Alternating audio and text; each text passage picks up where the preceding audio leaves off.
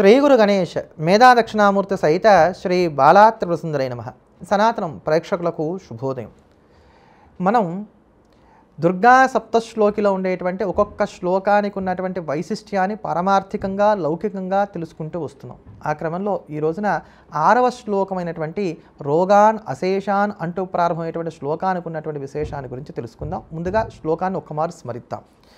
శ్లోకం ఏమిటి అంటే, రోగాన్ అశేషాన్ అపహంసి తుష్ట వృష్టాతు కామాన్ సకలాన్ అభిష్టాన్ తమాశ్రితానాం న విపన్నరానాం త్వమాశ్రితా శ్రియతాం ప్రయాంతి అనేది ఈ శ్లోకం.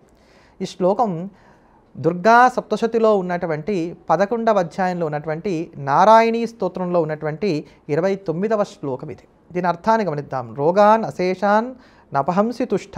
అమ్మ, నువ్వు తుష్టి చెందినట్లయితే ఏ ఏ రోగాలైతే ఉన్నాయో ఆ రోగాలన్నింటినీ కూడా హరించి వేస్తావు. వృష్టాతు కామాన్ సకలాన్ అభిష్టాన్ త్వమాశ్రితానాం న విపన్నరానాం త్వమాశ్రితా శ్రియతాం ప్రయాంతి. అమ్మ, అదే నీకు కోపం వచ్చిందనుకో, మొత్తం కోరికలన్నీ కూడా వాళ్ళకి తీరకుండా కూడా చేస్తావు. నిన్ను ఆశ్రయించినటువంటి వారిని ఏ ఆపదలు అంటవు. అంతేనా? అంటే నిన్ను ఆశ్రయించినటువంటి వారు ఎంత హుందా అయినటువంటి ఎత్తైనటువంటి స్థితికి వెళ్తారో తెలుసా? వారు మరొకరికి ఆశ్రయం ఇచ్చేంత స్థితికి వెళ్ళగలుగుతారు అనేటువంటిది దీనికి ఉన్నటువంటి అర్థం. ఇది రోగాలు పోగొట్టుకునటానికి గాను ఉపకరించేటువంటి శ్లోకరాజు. అది ఎటువంటి అనారోగ్యం ఉన్నప్పటికీ ఆ రోగం నుంచి ఉపశమనం పొందడానికి గాను ఈ శ్లోకం చాలా విశేషంగా ఉపయోగపడుతుంది. ఇది ఎవరికి వారుగా కానీ వారి పేరు మీద ఇతరులు కానీ చక్కగా అనుష్ఠానం చేయవచ్చు. ఇక్కడ రోగము అనే దానికి 2 అర్థాలు ఉన్నాయి. ఈ సంసారమే శాశ్వతము నిత్యము అనుకోవడం రోగం.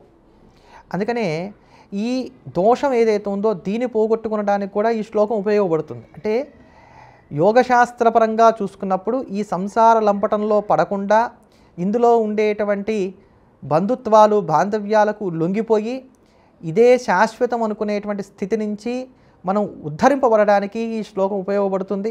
లౌకికార్థంలో చూసుకున్నప్పుడు మనం అనుకునేటువంటి నానా రకాలైనటువంటి అనారోగ్య సమస్యలు ఏవైతే ఉన్నాయో వాటి నుంచి బయటపడడానికి కూడా ఈ శ్లోకం ఉపయోగపడుతుంది. ఆరోగ్యవంతులైనటువంటి వారు నిత్యమనుష్ఠానం చేసినట్లయితే ఆరోగ్యం 10 కాలాల పాటు పదిలంగా ఉంటుంది. అనారోగ్యంతో ఉన్నటువంటి వారు ఈ శ్లోకాన్ని అనుష్ఠానం చేసినట్లయితే కనుక అనారోగ్య సమస్యల నుంచి వారు బయటపడగలుగుతారు. ఈ శ్లోకాన్ని 10,000కి తక్కువ కాకుండా జపం చేయండి. తీవ్రమైనటువంటి అనారోగ్యాలు ఉన్నట్లయితే 1,00,000గా జపం చేయండి. నియమాలన్నీ మొదట్లో వీడియోలో చెప్పినట్టుగా పాటించుకునేటువంటి ప్రయత్నం చేయండి. చిట్ట చివరి రోజు మాత్రం ఖచ్చితంగా కుమారి పూజ చేయడం అనేది చాలా అవసరం.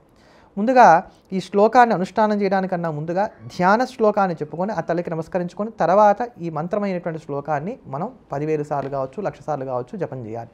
ధ్యాన శ్లోకం ఒక్కమారు స్మరించినట్లయితే సరిపోతుంది. ఒక్కమారు ఆ ధ్యానాన్ని ఇప్పుడు మనం చెప్పుకుందాం. చక్కగా 2 చేతులు కూడా జోడించి అమ్మను ప్రార్థన చేద్దాం. ఐందస్యేవ శరాసనం విదదతీం మధ్యే లలాట ప్రభాం సౌంక్లీం కాంతి మముష్య గౌరీవ శివస్యాతన్వతిం సర్వతః ఏషాసౌ త్రిపుర హృదిద్యుతిరివో శ్మాంసో సదా హి స్థిత రోగాన్ సర్వభయ ననుగ్రహయుత హంతి స్వయం సిద్ధిత. ఇలా ధ్యానం చేసి శివాయ గురవే నమః అంటూ శివుణ్ణి గురువుగా భావన చేసి తర్వాత ఈ శ్లోకమునకు బీజాక్షరములు చేర్చడం వలన ఇది మంత్రమయం అవుతుంది. అప్పుడు ఆ మంత్రరాజాన్ని మనం పఠిద్దాం. ఆ మంత్రం ఏమిటి అనంటే, ఓం ఐం హ్రౌం నమః రోగాన్ అశేషాన్ అపంసి తుష్ట వృష్టాతు కామాన్ సకలాన్ అభిష్టాన్ త్వమాశ్రితానాం న విపన్నరానాం త్వమాశ్రితా హ్యశ్రియతాం ప్రయాంతి నమో హ్రౌం ఐం ఓం. మళ్ళీ చెప్తున్నాను. ఓం ఐం హ్రౌం నమః రోగాన్ అశేషాన్ అపంసి తుష్ట వృష్టాతు కామాన్ సకలానభిష్టాన్ త్వమాశ్రితానాం న విపన్నరానాం త్వమాశ్రితా హ్యశ్రియతాం ప్రయాంతి నమో హ్రౌం ఐం ఓం. ఇలా చక్కగా జపించండి. తర్వాత చిట్ట చివరి శ్లోకం సప్తశ్లోకిలో 7వది ఏదైతే ఉందో అది దీని తర్వాత వీడియోలో తెలుసుకుందాం. రకరకాలైనటువంటి శత్రుబాధలతో సతమతమయ్యేటువంటి వారు ఎవరైతే ఉన్నారో వారందరికీ కూడా అది ఉపయుక్తమైనటువంటి శ్లోకం. ఎల్లప్పుడూ దేశాన్ని ప్రేమిద్దాం, దైవాన్ని స్మరిద్దాం. స్వస్తి.